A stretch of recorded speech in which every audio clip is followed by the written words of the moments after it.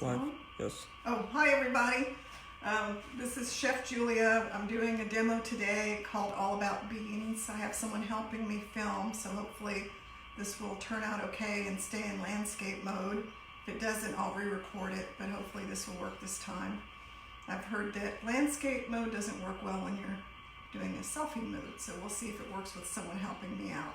I can't see your comments or questions, so my assistant is going to be letting me know if you have any comments or questions. So that's my son Glenn. He's been staying with me because he's in one of those high-risk groups and he's been having some problems with asthma, so he's staying here for the next couple of weeks, which is great because he's been helping me. So we're going to talk about beans today. I think there's been a lot of popularity in beans because every time I go to the grocery store I can't find the beans I want. I noticed that all the black beans are gone, all the pinto beans are gone, and the only beans I was able to find the other day at Central Market were a bean that I was actually familiar with, yellow eye beans, but I think they were only there because no one's heard of them. But I have heard of them because I get some gourmet beans from a bean company. So I get most of my beans from just the regular grocery store, but I prefer the beans from Sprouts and Central Market. They seem to be fresher and better quality. So what I do is I go to the bulk section, and I think you can see the jars I have back here. I have jars of pinto beans, black-eyed peas, black beans, which I'm almost out of and couldn't find anywhere. I have field peas, and I have different kinds of lentils. And lentils are not a bean, they're a legume. Beans, peas, and legumes are all part of beans, peas, and lentils are part of the legume family. So today we're going to talk mainly about beans. We would need another episode to talk about lentils because there's so many different things we can do with lentils. And I would love to do a demo on a couple of my favorite lentil recipes, red lentil soup and brown lentil soup, because they're very satisfying and filling and not hard to make. So the various types of beans that you can get, the dried beans, and included in the dried beans are these, they're called heirloom beans. And they're really good. They're this company, Rancho Gordo Beans in Napa, sells them, and they have a website. You can order beans on their website, but there is a wait. I think there's about a 4-week wait now to get beans because of all the stuff going on now. Apparently people are stockpiling beans, just like toilet paper. I belong to the Rancho Gordo Bean Club, and they send a box of several bags, pound bags of beans every 3 months, so 4 times a year. They sent us an email and said they were going to be delayed in sending us our bean shipment because of the increase in ordering. So I won't be getting any probably for a couple months. So I ordered some more of my own, my favorite kinds like pinto bean and black beans because I couldn't get them. Highly recommend. The founder of Rancho Gordo Beans wanted to grow heirloom beans in the soil in Napa, and apparently the beans grown there have a really wonderful taste. The whole idea of what's grown in. And I'll have to admit, these are really good tasting beans. They're the best beans I've ever had, and I'm actually going to make one bean from the Rancho Gordo Bean Company for the demo today. That's too bad you won't be able to taste it. And that bean is called the Rio Zape bean, R-I-O-Z-A-P-E. Now, I don't think they have them available right now. I think they're pretty popular. They're kind of a pinto bean, but really dark and rich tasting. They have some good books. I started out with this book, Heirloom Beans, and it's a pretty basic book with a lot of recipes, but they're not plant-based. And if you know me, you know my recipes are plant-based. So they have this one for sale, the Rancho Gordo Vegetarian Cookbook. Is anybody logged in on the video, Glenn? Yes. Okay, any questions? One question. Okay. What was the name of the beans you are using today? Oh, I'll tell you again. It's Rio Zape, R-I-O-Z-A-P-E. And they're described as a rich, dense, pinto-like bean with hints of chocolate and coffee.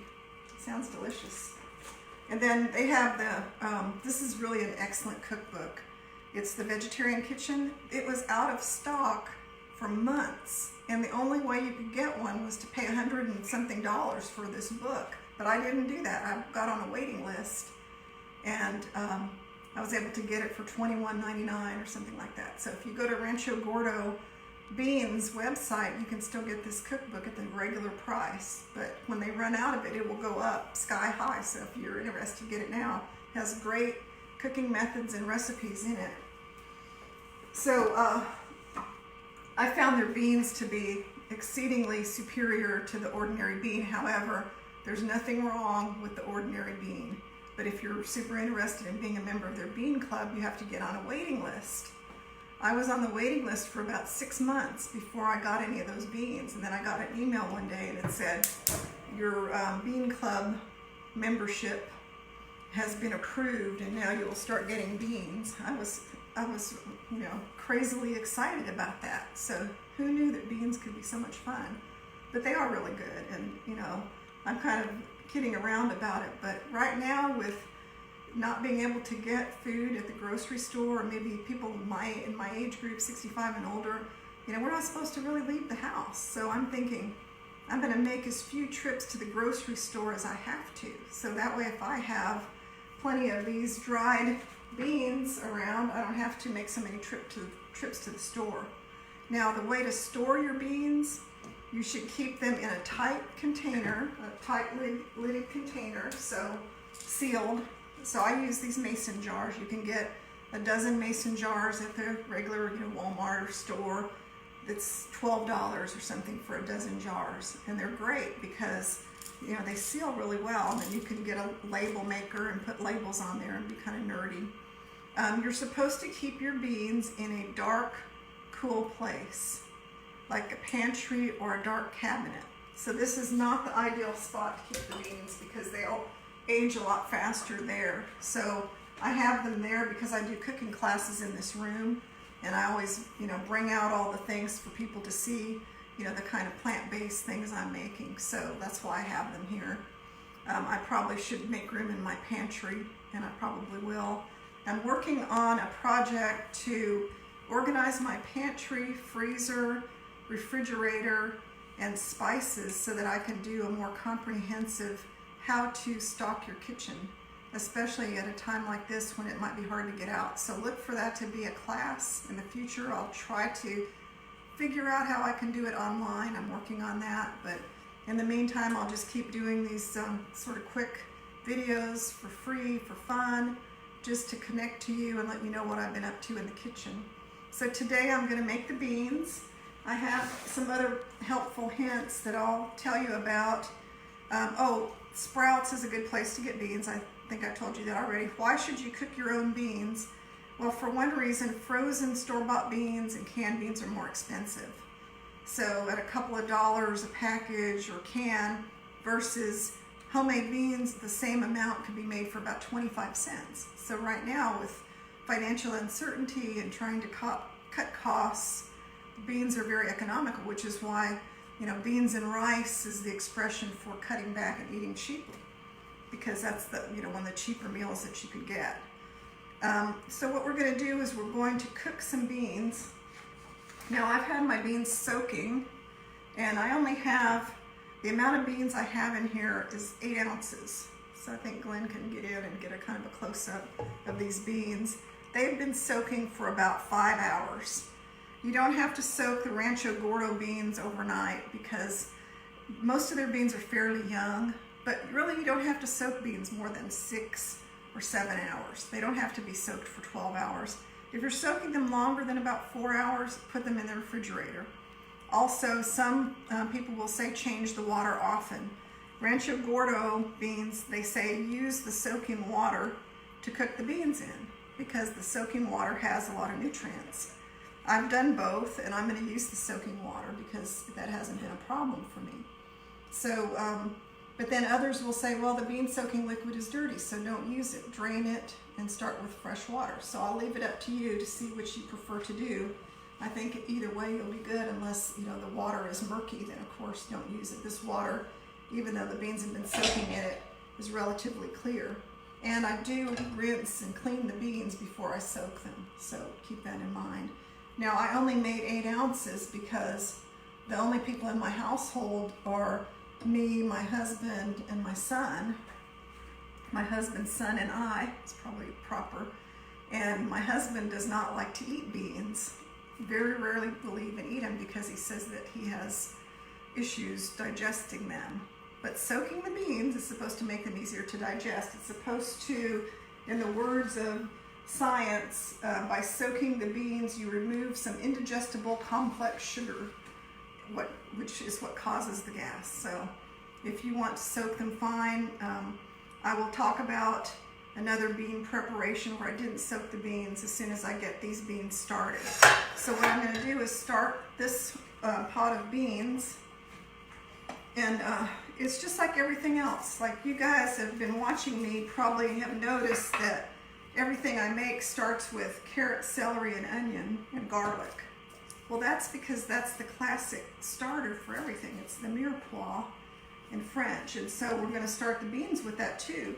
And I was thinking the other day that if it's hard to get fresh vegetables, and some people have said they cannot find fresh vegetables anywhere, that if you get a hold of a bunch of celery and carrots and some onions, then go ahead and chop them up and freeze them, and then have them ready for your beans, because maybe you won't be able to find it fresh, but you can make a little packet of carrots, onions, and celery, and then put that a pile of individual packets in your freezer for when you need it.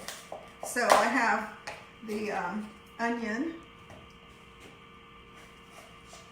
and I'm going to cut it like I have been. I'm just going to chop it.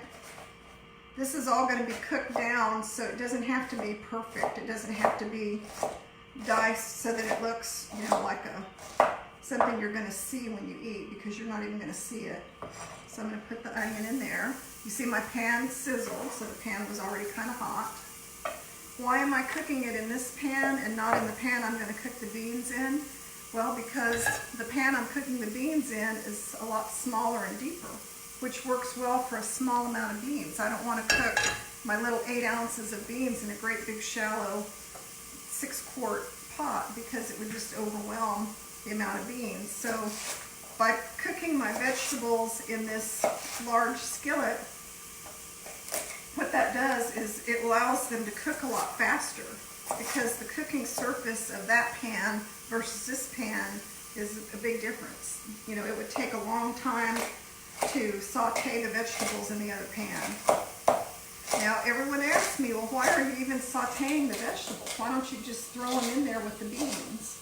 Someone asked me that yesterday in my cooking demo. Well, I don't understand. Why did you have to cook the vegetables?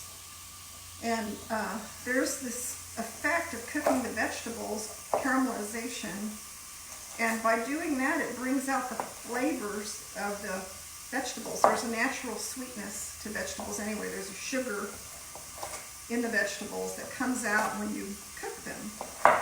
And that doesn't happen if you just add the raw vegetables to the food. So I'm chopping up the carrots, chopping up the celery, chopping up the onions. Now you can do it finer than this. My instructions will always say chop them kind of fine. And it doesn't have to be, like tiny little pieces. To me, this is fine enough. It's, like a 1/4 inch. So that works good. And then on this one, I'm going to add some jalapeno pepper. I had some jalapeno pepper, and so I'm only going to use a half. I use the other half in my other bean recipe.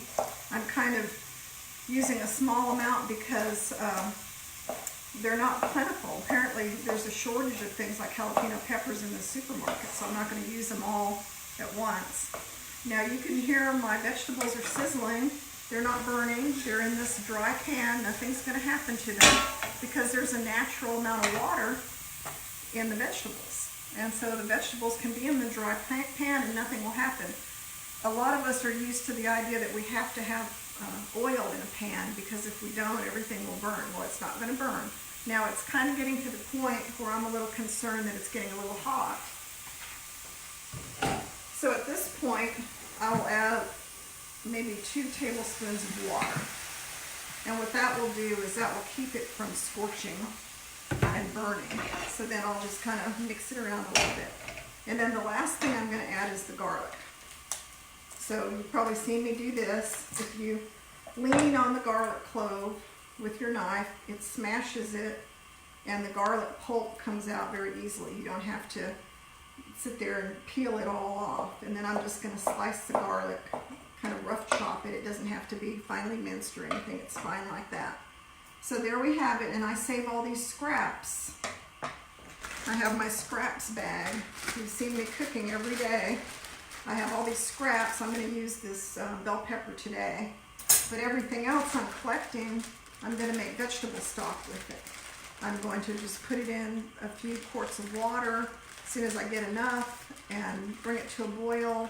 I'll probably add a cup of green lentils and let it cook for 30 minutes, strain everything, and then I have the most delicious vegetable stock. It doesn't have any salt in it. It's going to taste perfect. So that's what I do with that. So then right now I have all my flavoring ingredients for my beans. And are we going to add more stuff? Are we going to add more seasonings to these beans? No, not right now. If we're going to add seasonings, some of them we'll add in the beginning and some we'll add later. So I have my pot, and this is a 3.5 quart pot. I'm going to put the beans in with their soaking liquid.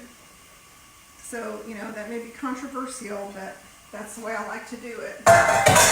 And then, are there any questions, Glenn? No, not right now. Okay. Any comments? Sandy says hi. Okay. Hi, Sandy. All right, so I'm going to add water. So with the beans soaking liquid, there's only, you know, enough water to barely cover the beans. And we want to cover the beans by, let's say, a couple of inches. Because what will happen is the water will cook down as they cook, and then you don't want to boil them dry, because if you do, they'll get overcooked and it will mess up the outside. So somebody told me the other day that their beans didn't turn out well, and one of the reasons was they think they cooked their water. They cooked the water out of their beans.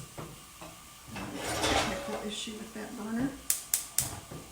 So we don't want to cook the water out of the beans. We want to have always maintained a couple of inches the whole time your beans are cooking. Otherwise, you'll have some problems. So we're going to put that in there. Now I've got my vegetables, and to me they're still kind of raw. I can just tell by looking at them. So here's what I do to get the vegetables to caramelize a little quicker. I'm going to put a little bit of water in here, a little bit more. And then I'm going to put a lid on there, and I'm going to let that cook for a couple of minutes. And while I'm doing that, I'm going to talk about seasoning the beans. So with a good quality bean, if you have a really nice beans from the Sprouts or Central Market or Rancho Gordo that taste really good, they really don't need a lot. We don't really have to put a lot of seasoning in the beans, so we don't have to put spices and, you know, everything in the world in these beans. However, if you have beans that are not so great tasting, that you think need something to taste good, there are lots of things that go well with beans. And so it's quite common for people to use things like cumin, chili powder. Here's a Trader Joe's chili seasoning blend. You can put a bay leaf in your beans, pepper, cayenne pepper. So, you know, feel free to put these different seasonings in when you're cooking your beans. How I'm flavoring these beans is with the mirepoix, carrot, celery, and onions, which now I'm going to add to the beans, because that little bit of covering them cook them down quite a bit. So just keep that in mind. A couple minutes with the lid on will cook your vegetables, and I can tell the vegetables are nice and, you know, they've kind of developed a little bit on their own. So they're in there now. So this method of cooking beans, and this is really great because the beans turn out so good every time. I'm going to move them to this burner now, because we're going to get them boiling really fast on this high flame. So the method that's recommended by the Rancho Gordo Bean Company is to bring them to a boil and boil them at a hard boil for 10 to 15 minutes. So that sounds a little strange, like why would you boil your beans for that long? It just works. It works well. I guess it gives them a head start. So we'll do that, and as soon as they're at that temperature, where they've boiled for 10 minutes, we're going to put a lid on them, and then let them simmer at a very, very low heat. So we're not going to keep them on this burner because this burner only cooks at pretty high heat. What I'll do at that point is I'll move it to a burner that has a lower heat. And there's various things you can do about using a lid. I didn't bring the lid to this pot in here. I meant to, but I forgot. When it's simmering, we can put the lid on the pot, but we want to keep the lid ajar, meaning we want it to be kind of cocked to the side and let some of the steam evaporate. And by doing that, we'll create more of a flavorful broth because it will thicken up as it cooks. And that's the key feature of cooking a bean on the stovetop versus cooking it in the instant pot or the pressure cooker. So when we talk about the different ways to cook beans, this is one way. This is cooking beans on your stove. You could do it with any amount of beans because all of them have 2 inches of water covering the beans. Bring them to a boil them for 10 minutes, and then reduce them to a very, very low simmer. Simmer them 1 to 3 hours or until they're done. Now, the only way you're going to know they're done is by tasting them. And I've made all kinds of different beans, and some of them at an hour are perfect, and some of them, at 2 hours, they're still a little dry and tough. And so you just have to be patient, and you just have to keep cooking them until they're really soft and creamy. And you'll know they're ready when you smell the aroma of cooked beans. There's just kind of a nice aroma that you'll smell, the smell of beans, not onions and garlic and celery. And then it really is. You'll just all of a sudden think, oh, it smells like the beans are ready. And then you go check them and taste them, and they may or may not be ready. So that's one way to tell. So while that's going on, I want to talk a little bit about crock pot or slow cooker beans. That seems to be a really popular way to cook beans. You basically put the beans in the slow cooker with water covering them.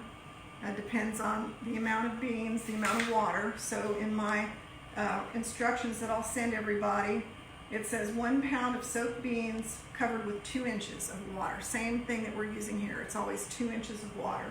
Cook on high for 3 to 4 hours if you've soaked them, 4 to 5 hours if they're unsoaked. That's it. Now in the slow cooker, you can add Mexican oregano, chili powder, garlic, everything. They even tell you go ahead and add your salt in the slow cooker. In the stovetop method and the instant pot, we don't add salt at all until the beans are nearly cooked. So that's something to remember, because if you add a lot of salt early on in the pressure cooker or stovetop method, the beans get really tough. So that's not a good idea. So we're just going to let them cook without any salt. And I know some people in the Forks Over Knives or whole food plant-based movement don't even use any salt at all. So hey, if you don't use salt, you don't have to worry about it. You can just eat them without the salt, and they taste fine. I tend to like a little salt, so I'll add kosher salt. And the amount of kosher salt I would add to 8 ounces of beans is about 1/2 to 1 teaspoon of salt. So depending on your taste buds, a teaspoon may be too much, a 1/2 teaspoon may not be enough. But when you're adding the salt to your beans, when they're done, what you should do is add 1/2 teaspoon and let them sit for a few minutes before you taste them, because the salt does not absorb into the skin of the beans right away. So if you put salt in them, taste them, and say, oh no, I can't taste any salt, and then you add more and you add more, that's what restaurant food is like. If you ever get restaurant food, a lot of times, well, for me now especially, when I taste restaurant food, all I taste is very, very heavy salt, because I think people put salt in, taste it, think, oh, it needs more, and they just keep adding. So just go easy on the salt, because you can train your taste buds to not really need the salt. Okay, so this is starting in that quick of a time. It's starting to come to a boil. So I'm going to keep an eye on it because I don't want it to boil over. Now I'm going to move over here to the Instant Pot. So I don't know how many of you make beans in your Instant Pot, but that's a very popular thing to do. This is just a 6-quart Instant Pot. And if you look at these labels on the outside, I ordered these from Plant-Based Dallas. There's a woman named Diane Doyle, and they have a website, Plant-Based Dallas, and she made these and had them manufactured, and they're pretty nice. They have all the cooking times of beans and grains on the side. So I've really enjoyed using it because I don't have to get out my instruction booklet. So she's wonderful. She's done so much to help people. In Dallas, she has plant-based potlucks and speaker events and jar swaps, and she does a lot of really great things. So look up Plant-Based Dallas and order her magnet, because I think that might help her some with some of the expenses toward all the stuff she gives to people. So she's a worthwhile person to know.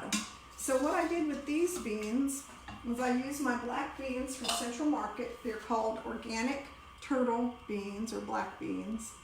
And this is boiling very well. Would you see they're hard boiling, so they're really boiling. You can tell they're boiling. They're not just simmering. So 10 minutes of that and the video will probably be over by the time they're done. I put my beans in the Instant Pot, but I didn't soak them because I found that the beans that are cooked in the Instant Pot don't really have to be soaked, and they're fine. Actually, to me, they taste better. So I put the beans in the Instant Pot. I put 6 cups of water. It was just, 3 cups of water, I'm sorry, and it was only 1 cup of beans. Because like I said, I don't want to make pounds and pounds of beans because I'm the only one that's going to eat them probably, or my son. And, we can only eat so many beans. I have this pot over here that's going, so, that's already going to make 3 or 4 cups of beans. And thinking about that, I don't like to make a lot of beans ahead of time.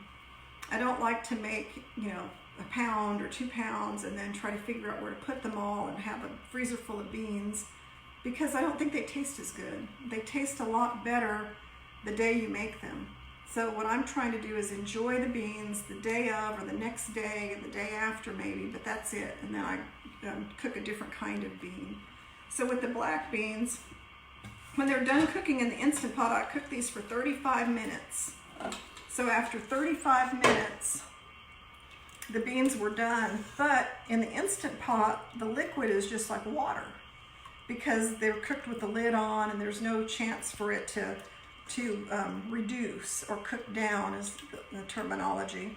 So a tip I can give you when you're using the Instant Pot is after the beans have naturally released, don't release them on your own, let them naturally release, meaning you don't try to vent it or anything, let it release on its own. Then you cancel the pressure cooking and you turn it on saute, which is in any of the Instant Pots or pressure cookers, there's a function, most of them, where you can just cook something like, saute or boil or something. So I put it on there for 20 minutes. Well, what that did is that created a nice, like a sauce. It gave me a really good concentrated bean broth. So these are not just watery black beans that have no taste. It actually, the beans in the bean broth tastes good enough to be a soup, just like this. And we make these black beans in a lot of my classes, and the people come into the classes are always pleasantly surprised at how good plain black beans taste. And they think, well, how did you get these beans to taste so good? I put some onion, just like a half of an onion cut up, and a jalapeno pepper, and a couple cloves of garlic. That's all I put in there. And that's what I always do. And then I did add half a teaspoon of salt when they were done cooking. I waited until they were done, and I tasted them, and they taste great. So I'm going to serve these beans in a very simple way. We don't really need a recipe to enjoy these beans. I have some cooked brown rice. It's nice and fluffy, and this is kind of the basis for a bowl, kind of a brown rice and bean bowl, burrito bowl, whatever you want to call it. And so I just put a base of some nice freshly cooked brown rice, And because the bean broth is really good, I'm going to use it. I'm not going to drain it all off and wash the beans off. There's no reason to do that. If you have a good bean broth, you might as well use it. Then I'm going to take it over here. And my beans are still boiling away. And then I'm going to just put some things on the beans to make them taste good. I have some fresh cilantro. If you like corn, you could put corn on here. You know, just other cooked vegetables that you had. We could put some fresh red bell pepper. But I just happened to have this from my dish yesterday. That's why I saved a little bit of it, because I thought I'm going to find something that just needs a little bit of red bell pepper. So instead of just using it all on my dish last night, which was a soup, I thought, well, I'm going to save it because I love the freshness of a little diced up red bell pepper. So I'm going to put that on there. That's a little more than I wanted, so I'm not going to put the rest of that on there. Now, if you like spicy things, you know, we can put some habanero sauce. You know, I like it spicy. Why not? That's good. Now, my kids would probably put some soy sauce on there. I'm not kidding. They probably would. Which, you know, that wouldn't bother me either. This is a beautiful avocado. I get avocados at Costco sometimes, and surprisingly, there are avocados in these big bags for like $5.99, and you can get all kinds of avocados. They're really good. Now, how am I going to get this out of here? I'm going to cut a little tiny bit off the top of the avocado, like that. And then I'm going to cut a slit there, and the whole thing peels right off. So by doing that, you don't mess up your avocado. It stays really pretty. That's a tip I learned from a sushi chef on how they make really beautiful slices of avocado, and it works every time. So we don't need that ugly part. So I'm going to put a couple of nice slices of avocado on here. I think avocado is very appetizing on food. All right, so we have our avocado. And then I really love these candied jalapeno peppers. So, wipe my hand off. I've bought these at the grocery store. And I use them in a lot of things. I use them as toppings for toast and various things, but I think they would taste really good with my black beans. So I'll put some of that on there. Yum. And that's it.